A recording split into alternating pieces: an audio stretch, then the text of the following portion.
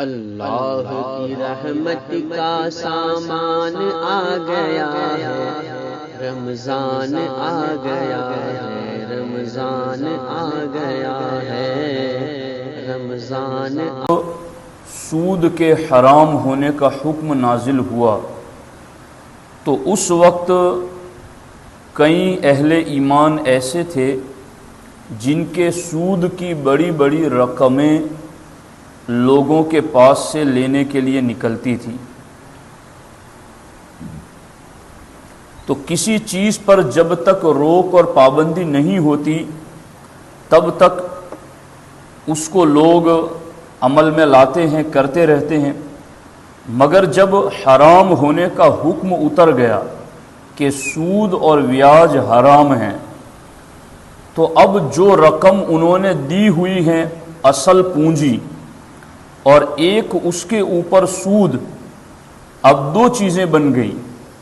تو جو چیز اصل رقم دی ہوئی تھی اس کے بارے میں اللہ تعالیٰ نے فرمایا ایمان والو وہ تمہاری اپنی رقم ہے، تم اس کے مالک ہو اور تم وہ واپس لے سکتے ہو، لیکن اس کے اوپر جو سود تمہیں لینا ہے اب اللہ نے سود حرام کر دیا ہے، اس لیے وَذَرُوا مَا بَقِيَ مِنَ الرِّبَا، جو سود باقی رہ گیا ہے، ان کنتم مومنین، ایمان والو اگر تم مومن ہو تو اسے چھوڑ دو۔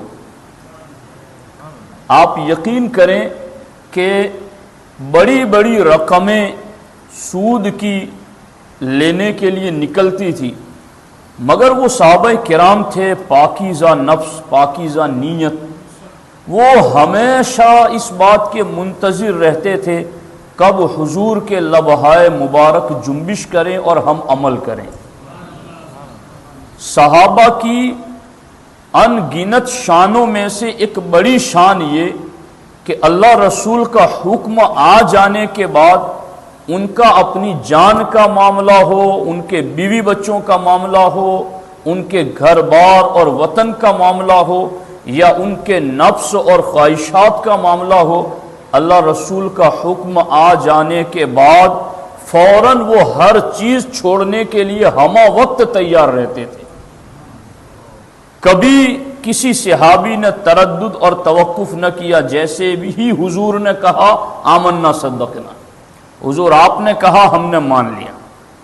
تو اب بڑی بڑی رقمیں تھی، وہ غربت کا دور، مفلسی کا دور، اس دور میں بڑی بڑی رقمیں چھوڑنا یہ کتنا مشکل ہے، اور خاص طور پر یہ اب گجراتی کی ایک کہاوت بھی ہے کہ جب کوئی دادا اپنے پوتے سے زیادہ پیار کرتا ہے تو لوگ کہتے ہیں کہ اصل سے زیادہ بیاج سے زیادہ محبت ہوتی ہے، یعنی اپنی اولاد سے وہ پیار نہیں کیا جو پوتے سے دادے کو پیار ہوتا ہے۔ تو یہی معاملہ ادھر سود میں بھی ہے کہ اصل رقم آدمی بعد میں طلب کرتا ہے کہ وہ تو رہنی چاہیے تو اس سے آگے بنتا رہے۔ اب انہیں جو معاف کرنے کے لیے کہا گیا کہ وَذَرُوا مَا بَقِيَ مِنَ الرِّبَا، جو سود لینا باقی ہیں وہ معاف کر دو اور وہ چھوڑ دو۔ تو الحمدللہ صحابہ کرام نے عمل کر کے دکھایا، چھوڑ دیا۔ تو یہ سود ہے جس کو اللہ نے حرام قرار دیا۔ احل اللہ البیع وحرم الربا، اللہ نے خرید و فروخت و تجارت کو حلال کیا اور سود کو حرام کیا۔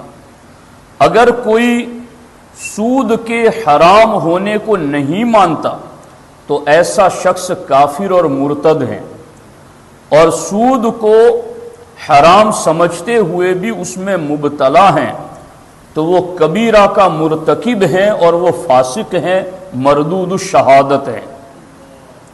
تو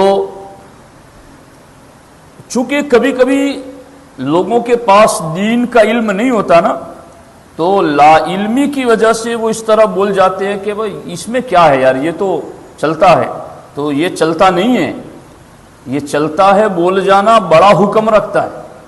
تو اس لیے جہالت بڑی بیماری ہے، تو اس سے بچنا چاہیے۔ اب اس کی وبائیں کیا ہیں اس میں سے صرف چند میں بتاؤں گا اور ایک حرام صورت بتاؤں گا اور ایک حلال صورت بتاؤں گا. باقی جس کو جو معاملہ پیش ہو وہ ہمارے علماء سے رابطہ کر کے پوچھ سکتا ہے. قرآن مجید میں اللہ تعالیٰ نے فرمایا کہ سود خوروں کا معاملہ قیامت کے دن کیسا ہوگا. الذین یأکلون الربا لا یقومون الا کما یقوم الذی یتخبطہ الشیطان من المس، کہ دنیا میں کسی شخص کو شریر جن اگر چھو کر کے مخبوط کر دے، جس طرح کسی کو کہتے ہیں نا کہ اس کو جن کا سایہ ہے، آسیب ہے، اثر ہے، تو وہ کیسا جھومتا ہوا اور بالکل بے خیالی میں جنون طاری ہوتا ہے، اس پر پاگل پن طاری ہوتا ہے. اللہ تعالیٰ فرماتا ہے سود خور قیامت کے دن ایسے ہی اٹھائے جائیں گے. اللہ اکبر، اللہ اکبر. اور سرکار دو عالم صلی اللہ علیہ وآلہ وسلم ارشاد فرماتے ہیں کہ قیامت کی یہ شب معراج میں ایک ایسی قوم کے پاس سے گزرا، بطونہم کالبیوت، کہ جن کے پیٹ مکانوں کی طرح تھے. کالبیوت، کالبیوت گھروں کی طرح، مکانوں کی طرح ان کے پیٹ تھے. اور پھر وہ پیٹ اتنے بڑے بڑے کیوں تھے؟ فیہا الحیات، اور اس میں سانپ چل رہے تھے. ترا من خارج بطونہم، سرکار فرماتے ہیں وہ ان کے مکانوں جیسے پیٹوں کے باہر سے نظر آتے تھے، سانپ ان کے اندر گردش کرتے ہوئے. اگر جسم میں کوئی تکلیف ہو جائے اور کہیں جراثیم پڑ جائیں، جنتو پڑ جائے، کتنی تکلیف ہوتی ہے انسان کو. تو پھر پیٹ اگر گھروں کی طرح، مکانوں کی طرح ہو جائے اور اس میں سانپ ڈسیں اور سانپ اس میں گھومے تو وہ کس قدر زیادہ شدت والی تکلیف کی بات ہے. سرکار نے فرمایا من ہاؤلا یا جبرائیل، جبریل یہ کون لوگ ہیں؟ سرکار دو عالم صلی اللہ علیہ وسلم کی خدمت میں عرض کیا ہاؤلائی اکلۃ الربا، حضور یہ سود کھانے والے لوگ ہیں. کتنا سخت عذاب ہے. اللہ تعالی ہمیں اپنی پناہ عطا فرمائے. دوسرے مقام پر اللہ کے رسول صلی اللہ تعالی علیہ وسلم نے ارشاد فرمایا ہے کہ آکل الربا، کہ سود کھانے والے، کھلانے والے، اسے لکھنے والے، اس کا گواہ بننے والے، سب پر اللہ تعالیٰ نے لعنت کی. وقالہم سواء، اور لعنت میں یہ سارے کے سارے برابر ہیں. کہتے ہیں نا چل میں تجھے دلاتا ہوں کسی کے پاس، یہ دلانے والا. اللہ کی پناہ. اللہ کے رسول صلی اللہ تعالی علیہ وسلم ارشاد فرماتے ہیں اللہ اکبر، اللہ اکبر، اللہ اکبر. درہم ربا یأکلہ الرجل وہو یعلم اشد من 36 زینۃ. اللہ اکبر. اللہ کے رسول علیہ السلام فرماتے جو شخص جان بوجھ کر سود کا 1 درہم کھائے تو وہ 36 مرتبہ زنا کرنے سے بدتر ہے. اور دوسری جگہ فرمایا کہ الربا 70 جزءا ایسرها ان ينکح الرجل امہ. اللہ اکبر. سرکار فرماتے سود کے 70 اجزاء ہیں، یعنی 70 سود کے حصے ہیں. سب سے کم ایسا ہے جیسا کوئی اپنی ماں سے زنا کرے. یہ سود کے 70 درجوں میں سے سب سے نچلے درجے کا یہ معاملہ ہے. اس لیے اس سلسلے کے اندر بہت ہی زیادہ محتاط رہنے کی ضرورت ہے.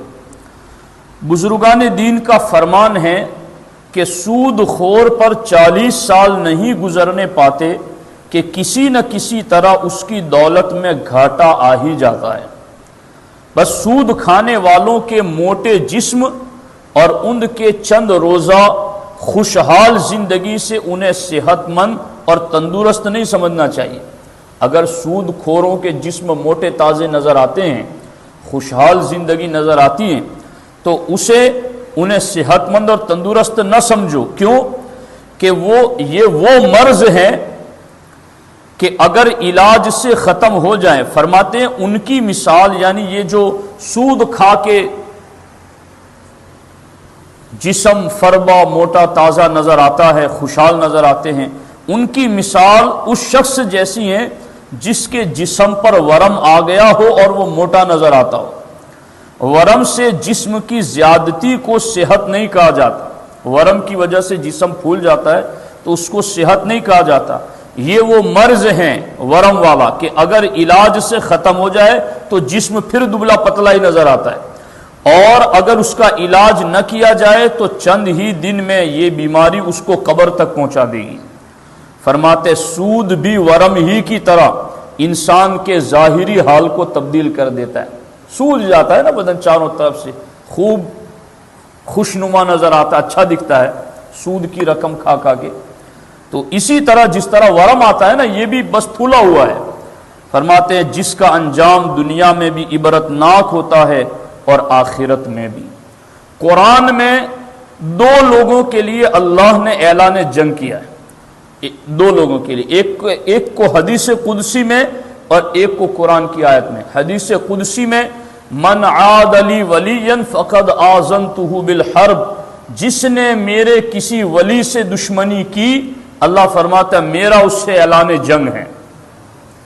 اور دوسرا سود خور کے بارے میں اللہ تبارک و تعالی نے ارشاد فرمایا کہ سود خور وہ ہیں کہ فَأَذَنُوا بِحَرْبٍ مِّنَ اللَّهِ وَرَسُولِهِ، کہ وہ اللہ رسول سے جنگ کر رہا ہے سود خور۔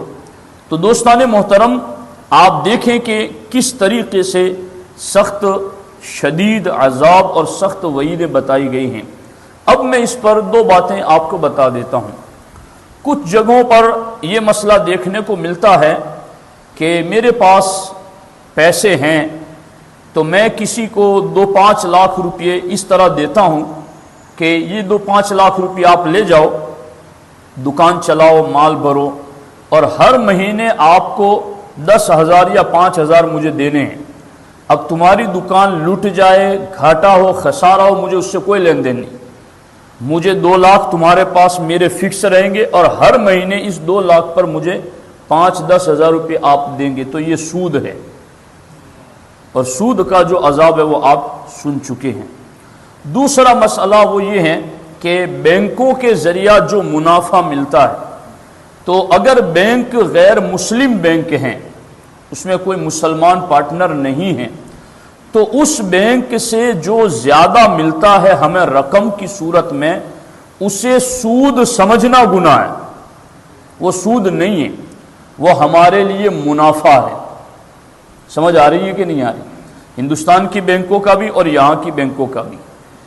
اگر اسلامی ملک ہیں تو وہ پھر جدا حکم ہے کہ یہاں بینکوں کے اندر جو ہمیں زیادہ رقم ملتی ہے ہماری جمع کی ہوئی رقم کے اوپر، تو وہ سود نہیں ہے، وہ ہمارے لیے نفع ہے، تو اس کو لینا چاہیے۔ کئی لوگ پوچھتے ہیں کہ اب اس کا کیا کریں، مسجد میں دے دیں، مدرسہ میں دے دیں۔ کئی لوگ کہتے ہیں مسجد میں تو ہم ٹوائلٹ بنوا لیتے ہیں۔ تو آپ کے لیے وہ چیز حلال ہے، آپ کے لیے نفع بخش ہے، منافع ہے، چونکہ حدیث پاک میں اللہ کے رسول علیہ السلام نے فرمایا لا ربا بین الحربی والمسلم، کافر حربی اور مسلمان کے درمیان سود نہیں ہے۔ سمجھ آ رہی ہے نہیں آ رہی؟ تو اس لیے یہ سود نہیں ہے، حدیث پاک کے صاف الفاظ ہیں۔ تو افسوس کبھی کبھی یہ ہوتا ہے کہ جہاں اجازت دی ہے شریعت نے کہ سود نہیں ہے، منافع ہے، وہاں لوگ خوب بچے ہوئے رہتے ہیں، اور وہی لوگ کاروبار میں خوب دھندا کر رہے ہوتے ہیں سود کا، اور وہ یہ سمجھ رہے تھے کہ یہ تو چلتا ہے، یہ تو سب عام ہے، اس کو کس نے حرام کہہ دیا۔ تو تلک حدود اللہ فلا تعتدوها، یہ اللہ کی حدیں ہیں، باؤنڈری ہیں، اس سے آگے مت جاؤ۔ جہاں جائز ہیں وہاں جائز ہیں، جہاں حرام ہے وہاں حرام ہے۔ تو اللہ تبارک و تعالیٰ نے فرمایا اے ایمان والو ان کنتم مومنین، دیکھو تیور دیکھو آیت کی، ایمان والو اگر تم ایمان والے ہو تو کیا کرو، اللہ سے ڈرو اور جو سود باقی رہ گیا ہے اسے چھوڑ دو۔ تو اس لیے ہمیں ان چیزوں پر عمل کرنا چاہیے۔ اگر ہم سے کچھ خطا ہو رہی ہیں تو ہمیں اللہ کی بارگاہ میں توبہ کرنی چاہیے۔